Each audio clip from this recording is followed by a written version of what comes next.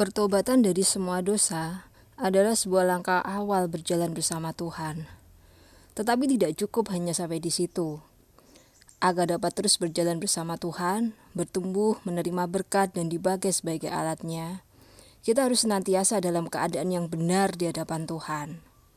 Karena itu, pertobatan adalah sebuah proses yang harus berlangsung terus-menerus dalam kehidupan orang-orang percaya sampai menuju pada kesempurnaan. Masalahnya, ada hal-hal di masa lalu kita yang perlu dibereskan. Sebab jika tidak, hal-hal tersebut memiliki potensi untuk mengganggu proses pertumbuhan rohani sebagai ciptaan baru di dalam Tuhan, dan juga mengganggu hubungan kita dengan Tuhan. Hal-hal tersebut adalah tindakan atau perbuatan yang secara tidak disadari dipakai oleh iblis menjadi pintu untuk masuk ke dalam kehidupan kita. Perbuatan itu bisa saja tidak dilakukan sendiri oleh kita, tapi dilakukan oleh orang tua kita, yang akhirnya membuka pintu kutuk ke dalam hidup seluruh keturunan, termasuk kita. Melalui pelajaran ini, kita akan mengenali perbuatan dan hal-hal yang bisa menjadi pintu masuk iblis atau roh-roh jahat dalam hidup kita. Pertama, kita akan bahas bagaimana si iblis itu masuk dalam kehidupan seseorang. Ada 3 pintu utama yang dipakai iblis untuk masuk ke dalam hidup manusia. Disebut pintu utama oleh karena ketika seseorang melakukan salah satu saja dari ketiga hal di bawah ini, maka sudah pasti iblis masuk ke dalam kehidupan orang tersebut. Pertama, penyembahan berhala. Kedua, okultisme. Ketiga, dosa seksual. Ini merupakan satu paket jebakan dari iblis untuk menguasai manusia. Selain 3 pintu utama tersebut, ada 3 hal lainnya yang tampaknya tidak terkait secara langsung dengan iblis dan merupakan hal-hal yang umum terjadi atau dilakukan oleh seseorang, namun memiliki potensi besar untuk menjadi celah bagi iblis untuk menyusup masuk dalam kehidupan seseorang, yaitu 1. Tindakan orang tua. 2. Pengalaman traumatis. 3. Kebiasaan buruk. Mari kita pelajari bagaimana pintu-pintu tersebut terbuka untuk iblis masuk dan menguasai kehidupan manusia. Kita bahas tentang penyembahan berhala. Apabila Anda pernah melakukan praktek-praktek penyembahan berhala, berarti Anda telah membuka peluang atau kesempatan yang besar untuk iblis masuk dan menguasai hidup Anda. Mazmur 106 ayat 36. Mereka beribadah kepada berhala-berhala mereka yang menjadi perangkap bagi mereka. Sekali Anda melibatkan diri dalam segala bentuk penyembahan berhala dan semacamnya, tak mudah bagi Anda untuk keluar, karena iblis tak akan begitu saja melepaskan seseorang yang telah membuka pintu baginya. Hanya dengan kuasa nama Yesus yang dapat membebaskan Anda sepenuhnya. Apakah penyembahan berhala itu? Penyembahan berhala adalah menyembah sesuatu yang bukan Allah dan menjadikan yang bukan Allah sebagai Allah. Yeremia 10 ayat 5. Berhala itu sama seperti orang-orangan di kebun mentimun, tidak dapat berbicara, orang harus mengangkatnya sebab tidak dapat melangkah. Janganlah takut kepadanya sebab berhala itu tidak dapat berbuat jahat dan berbuat baik pun tidak dapat. Ulangan 32 ayat 21. Mereka membangkitkan cemburuku dengan yang bukan Allah. Mereka menimbulkan sakit hatiku dengan berhala mereka. Sebab itu aku akan membangkitkan cemburu mereka dengan yang bukan umat, dan akan menyakiti hati mereka dengan bangsa yang bebal. Hasrat terbesar iblis adalah ingin menjadi Allah.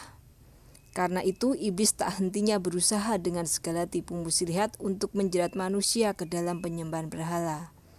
Sebab melalui berhala itulah manusia menyembah setan atau iblis. Apa saja yang tergolong sebagai penyembahan berhala? Menyembah patung. Keluaran 20 ayat 4-5. Jangan buat bagimu patung yang menyerupai apapun yang ada di langit di atasnya, atau yang ada di bumi di bawah, atau yang ada di dalam air di bawah bumi. Jangan sujud menyembah kepadanya atau beribadah kepadanya. Sebab aku, Tuhan Allahmu adalah Allah yang cemburu, yang membalaskan kesalahan bapa kepada anak-anaknya, kepada keturunan yang ketiga dan keempat dari orang-orang yang membenci aku. Memasang lambang berhala di pintu rumah. Yesaya 57 ayat 8. Engkau telah menaruh lambang berhalamu di ambang pintu masuk rumahmu. Ya, engkau telah meninggalkan aku dan menelanjangi dirimu. Engkau telah menaiki petiduranmu dan telah melebarkannya. Engkau telah mengadakan janji dengan beberapa orang yang kau ingini untuk tidur bersama-sama mereka dan engkau memandangi lingga.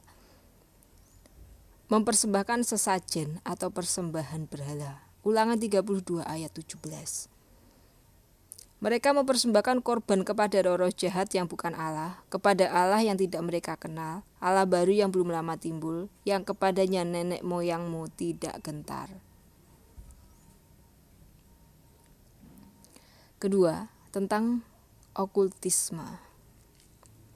Okultisme adalah kepercayaan kepada kekuatan gaib yang dapat dikuasai manusia atau hal-hal yang berbau mistik. Yang tergolong kepada praktek okultisme adalah praktek-praktek sihir, magic, yang sering disertai dengan mantra-mantra untuk melakukan atau menghasilkan sesuatu dari dan dengan kekuatan gaib. Biasanya praktek okultisme dibedakan dengan menyebut sebagai ilmu putih, white magic, dan ilmu hitam, black magic. Walaupun sepertinya prakteknya berbeda, tapi kita tahu bahwa keduanya adalah hal yang sama. Keduanya membawa manusia masuk ke dalam perangkat setan dan memakai mantra atau doa-doa untuk mengundang kuasa kegelapan menyatakan kuasanya. Jenis-jenis praktek okultisme. Perdukunan. Jadi memohon pertolongan kepada kuasa kegelapan. Sihir atau magic. Sihir adalah usaha untuk mempengaruhi orang lain dengan mantra-mantra. Tenung atau teluh. Tenung adalah santet menyerang menyerukai orang lain. Voodoo. Medianya boneka atau bagian tubuh orang yang menjadi sasaran atau memakai binatang. Memanggil arwah.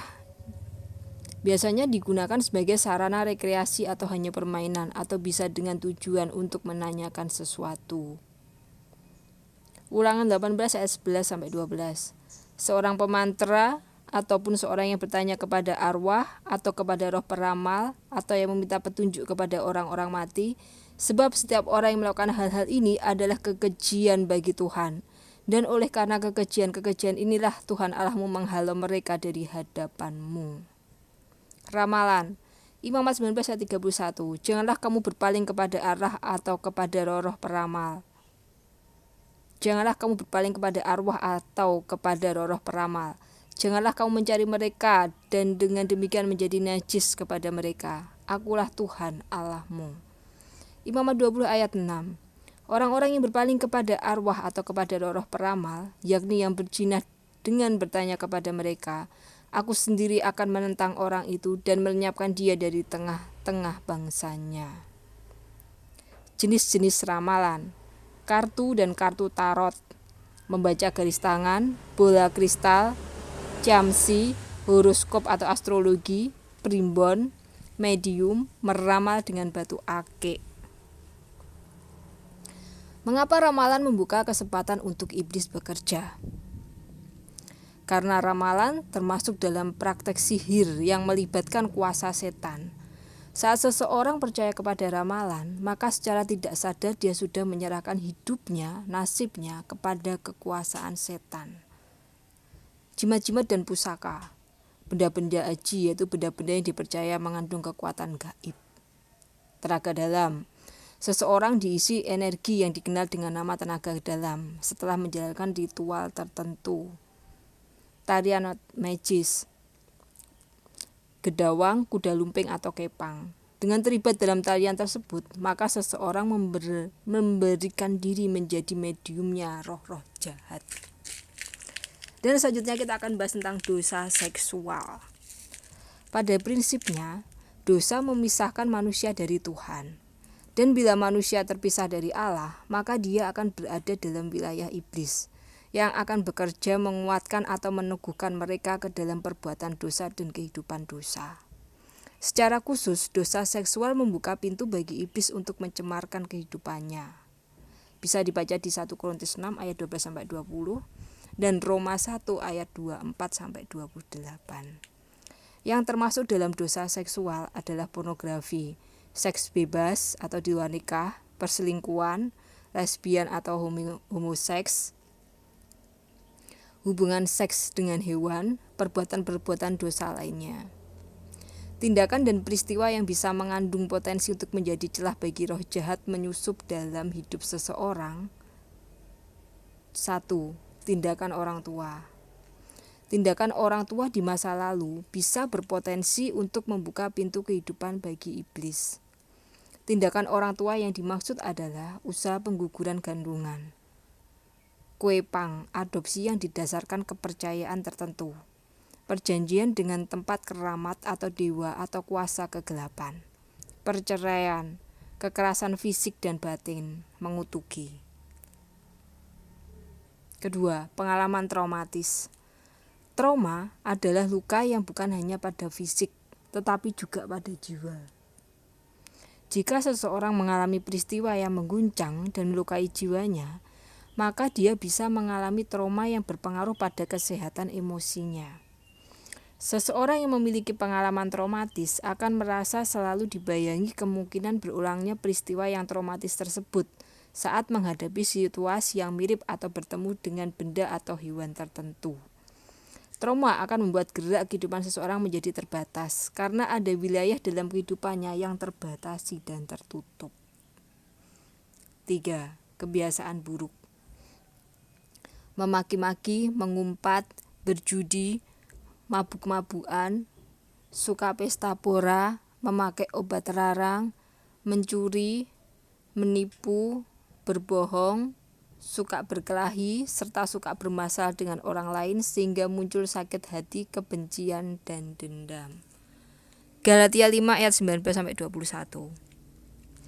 Perbuatan daging telah nyata, yaitu percabulan, kecemaran, hawa nafsu, penyembahan berhala, sihir, perseteruan, perselisihan, iri hati, amarah, kepentingan diri sendiri, percideraan, roh pemecah, kedengkian, kemabukan, pesta pora, dan sebagainya. Terhadap semuanya itu kuperingatkan kamu, seperti yang telah kubuat dahulu, bahwa barang siapa melakukan hal-hal yang demikian, ia tidak akan mendapat bagian dalam kerajaan Allah. Semua hal di atas berlawanan dengan keinginan roh, Galatia 5 ayat 17. Maka apabila Anda melakukan hal-hal di atas, Anda tak akan menghasilkan buah roh seperti yang seharusnya. Bahkan dapat membuat peluang untuk iblis masuk dalam hidup Anda dan saya. Doa kelepasan. Doa kelepasan adalah sarana penolong bagi Anda dan saya untuk membereskan masalah-masalah di masa lalu seperti yang telah kita jabarkan tersebut. Ada 3 prinsip tentang doa kelepasan, yaitu 1. Doa untuk membereskan masalah-masalah yang menyebabkan iblis dapat masuk ke dalam hidup manusia. Kedua, doa untuk membimbing seseorang untuk melakukan pertobatan secara khusus di area tertentu dari kehidupannya. Ketiga, doa untuk mengusir iblis atau mengakhiri dominasi iblis dalam kehidupan seseorang. Bagaimana kita dapat menerima kelepasan? Syarat dasar untuk menerima kelepasan: 1. Harus bertobat dengan sungguh-sungguh. 2. Harus sadar akan kebutuhan kelepasan dan mau dilepaskan. 3. Harus jujur mengakui semua yang telah dilakukan. 4. Harus percaya bahwa kuasa Yesus lebih besar daripada kuasa apapun dan percaya bahwa Yesus sanggup membebaskan.